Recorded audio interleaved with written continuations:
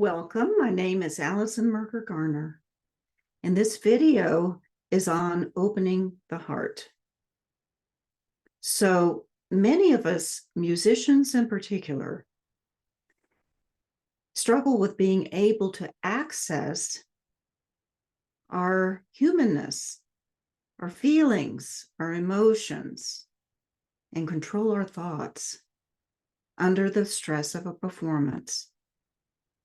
So when I work with people on taming music, performance anxiety, or being able to perform with joy and ease, or anything like that, it's a two-pronged process, because we're not only trying to neutralize the sensations and the feeling effects of what is triggering us in a performance, things like sweaty hands or shaking or having a stomach ache, or racing thoughts, or any of those kinds of things.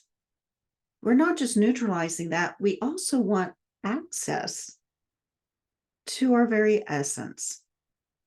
So if we neutralize things, what do we tend to do? If we want to feel less of something, what do we tend to do? We tend to shut it down or shut ourselves off from it.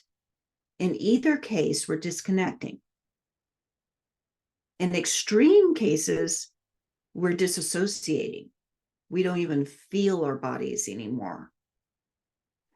So, how many people, me included, have been able to survive performing for a number of years by disconnecting?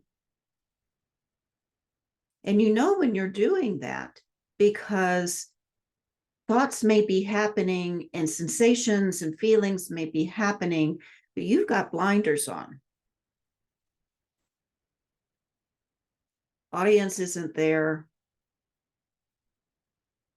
If you're in a chamber group, those other players are over there somewhere. You are funneled and tunneled, as it were, into yourself. And that's a protective response. And it gets you through, right?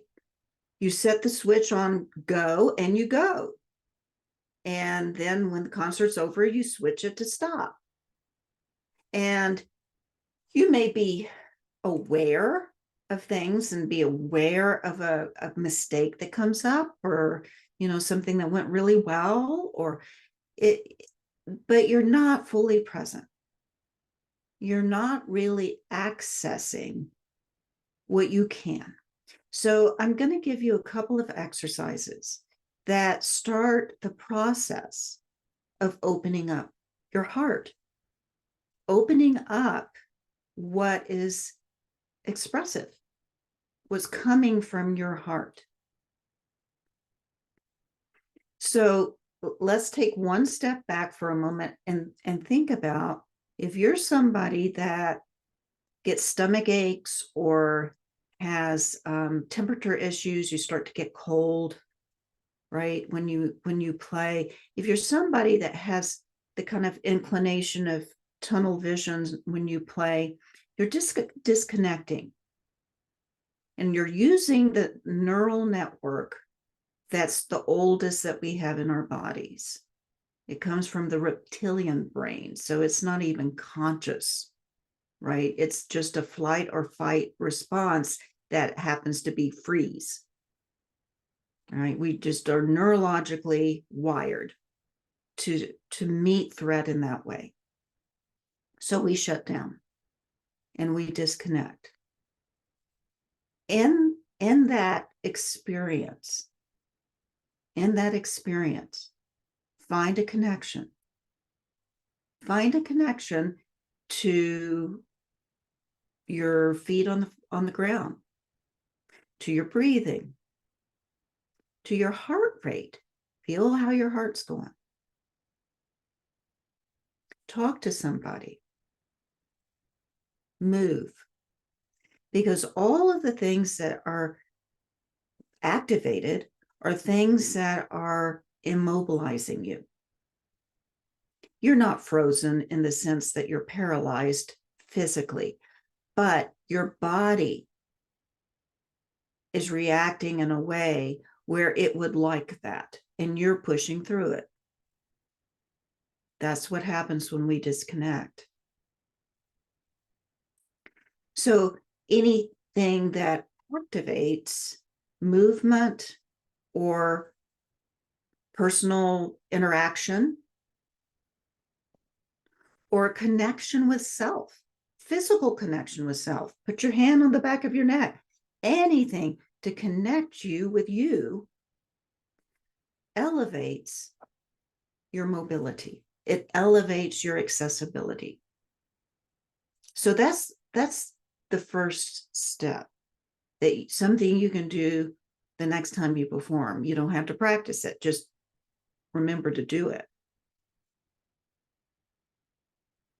And the exercises that I've presented thus far in the videos all are designed to get in touch with yourself, to center, to ground, unless they're the Alexander ones, which are above there. But in all of those cases, they're not necessarily designed to open up your heart. It's just to bring your neural system to a good place, and a good, healthy place.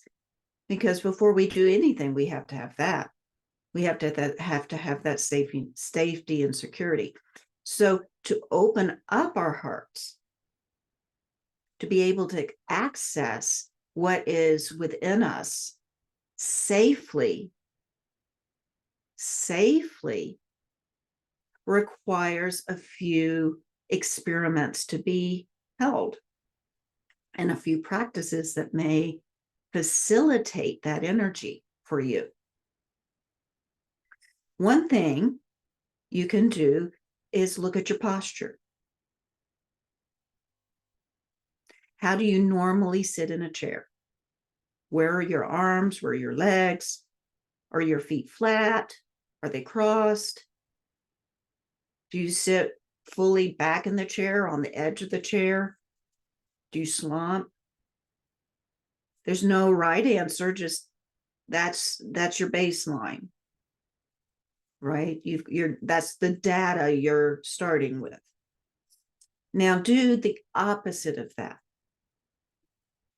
Play with it a little bit. What if you crossed your arms and you didn't normally do that? What if you crossed your arms and your legs? What would happen? Is that comforting? Or is that discomforting? What if you did an expansive kind of posture where your legs are far apart and maybe your knees are straight and your arms are out and your chest is open? What's that like? You're taking up lots of space. Is that something that is appealing to you? So maybe you're somebody that does like to take up a lot of space. Try coming in. Bring your knees close together. What do all these movements do? They expand your tolerance. They expand your ability to be okay in different states of being. And that's important, because when we shut down because we don't feel safe unless we do that. So if we start accessing different states of being and being okay with it, we may not love it. It does become accessible to us, right? We know that the sky's not going to fall if we take up space and we're used to being a different way.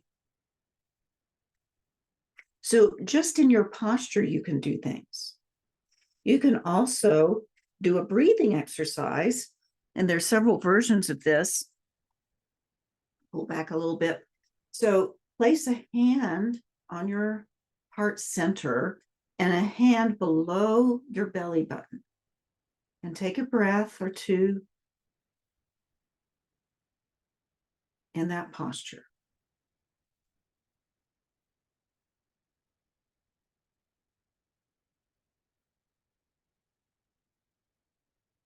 Now, as you breathe in, I want you to imagine a stream of light or water or air or glitter. It doesn't matter.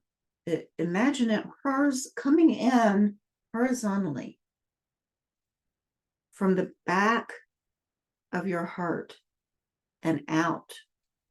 And then it comes right back in and out the same way it came in. So, and every inhale is going to come this way, and every exhale is going to go back through. And so you have this rhythm, right? It's movement. It's moving. You're activating this. You're giving it energy. So in that same posture, breathe in and imagine, and exhale and imagine it going back out.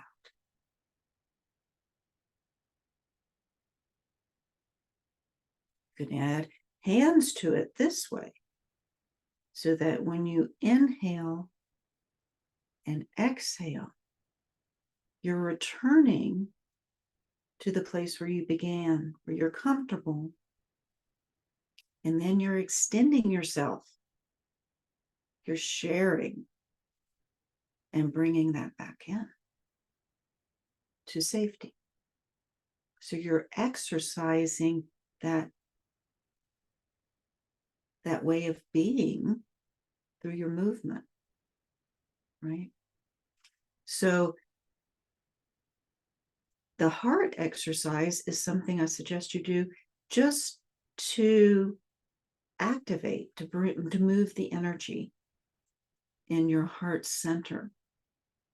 And you learn to access that and know when it is not accessed. You start gathering the information necessary about your experience when that is there and when it is not there. And when it is not there, you have ways of bringing it to the present. And breathing is one of those with that imagery. Another is playing with your posture, having a more expansive posture to a less expansive posture, right? Or just being active, walk around a little bit, talk to some people, bring all of that energy that's in your gut that's stuck and bring it up so that it is accessible to you. So I challenge you to try this and experiment with it. In your own practice, there are things you can do. And I work with clients specifically for their particular needs. But in general, one thing you can do in your practice is, if you hit up against something that's a block for you, you keep missing that shift, or your bowing keeps going off in that one place, or you miss the chord, or whatever happens that you're getting frustrated over, tell yourself, I allow, and give myself permission to miss that every time. And do it. And it's funny, and it's terrible, and it doesn't matter. You are removing the limitations you've been placing on it. And the act of just removing those is so powerful. It's an opening, right? It's an opening. And when you remove those strictures that you've placed on being able to function there in that spot, you are also allowing this some space. So play with it. Sometimes do the opposite thing than you're trying to do. Do that a couple of times and then go back and see if it's easier. See if it's more successful. See if it's something that you're not as worried about.